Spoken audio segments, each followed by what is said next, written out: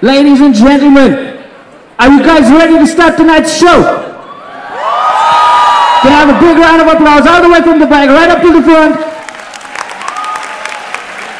Let's give it up for the first act for the night, all the way from Boston, in Boston, Thomas Arun.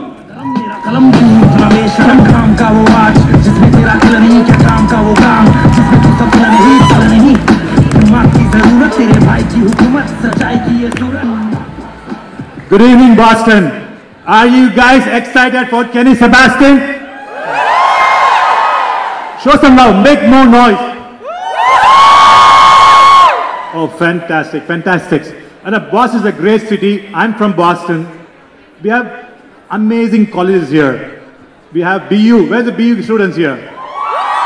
Harvard, MIT, Northeastern. Wow!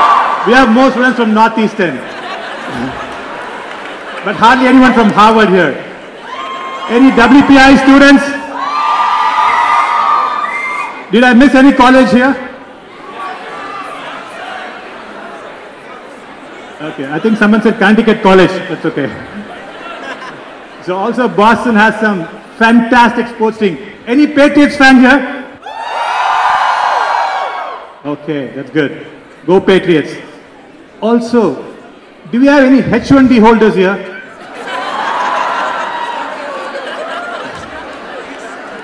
I know H1B holders are always low energy.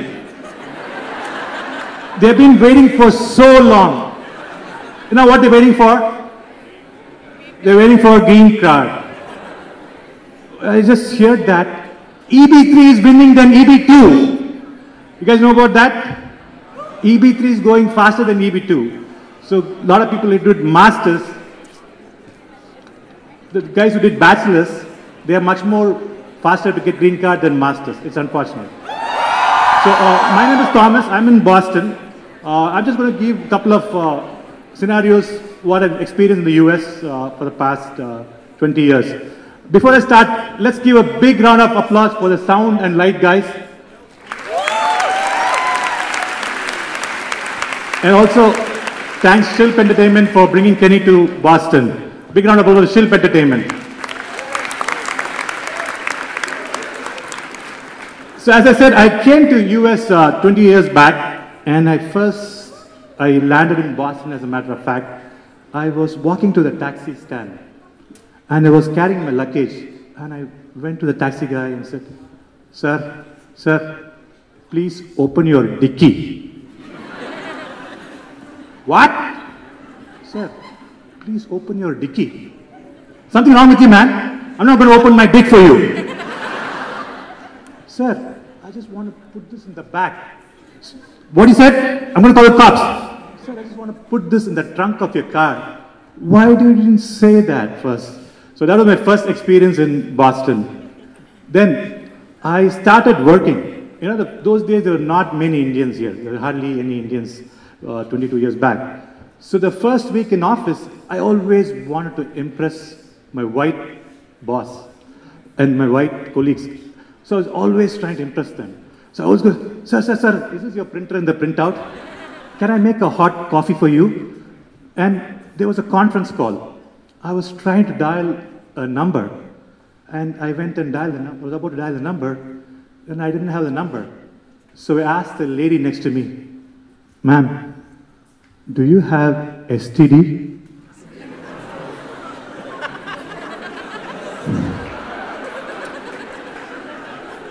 Her face went from white to light white.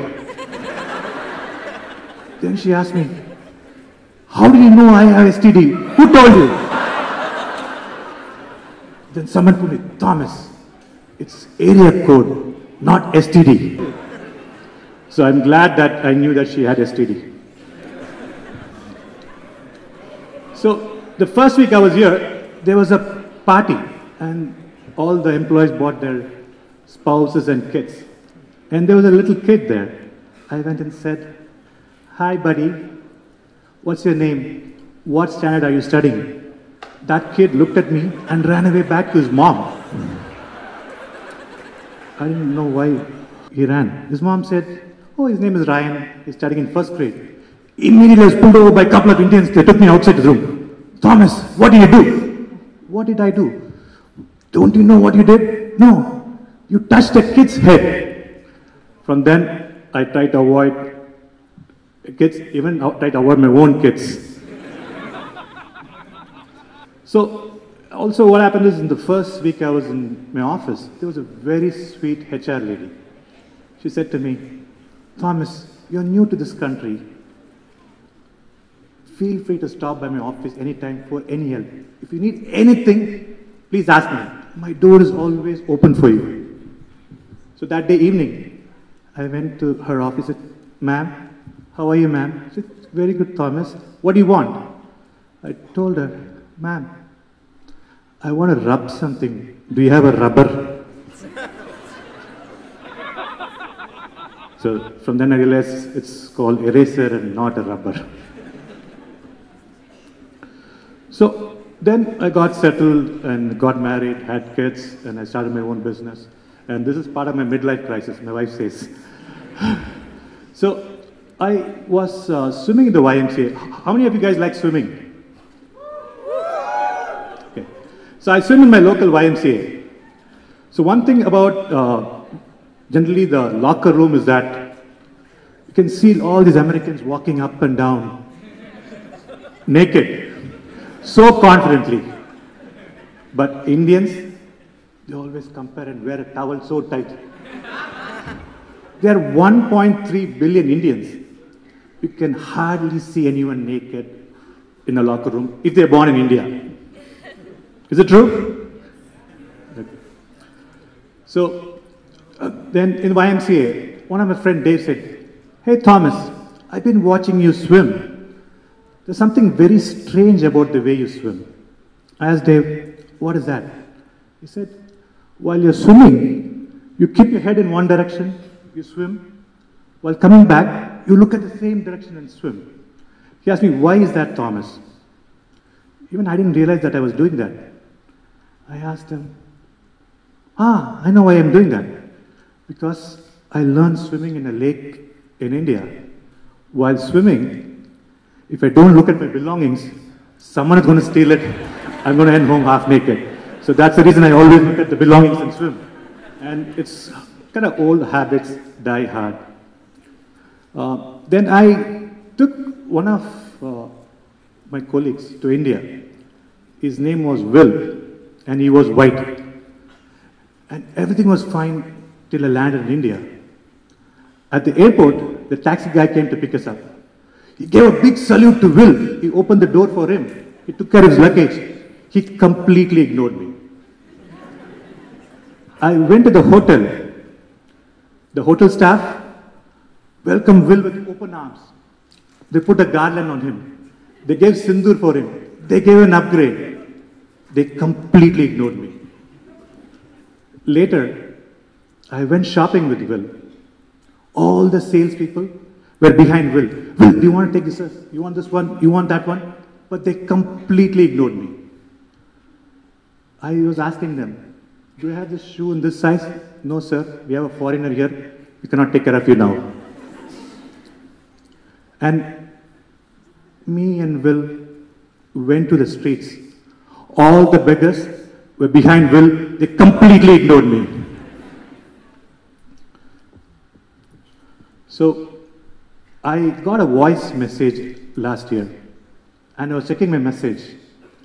It said, this is IRS, and you're in trouble because of not doing your taxes properly. I was scared.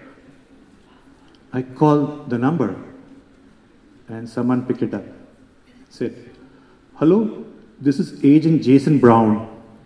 You were in a three-way recorded line with Homeland Security.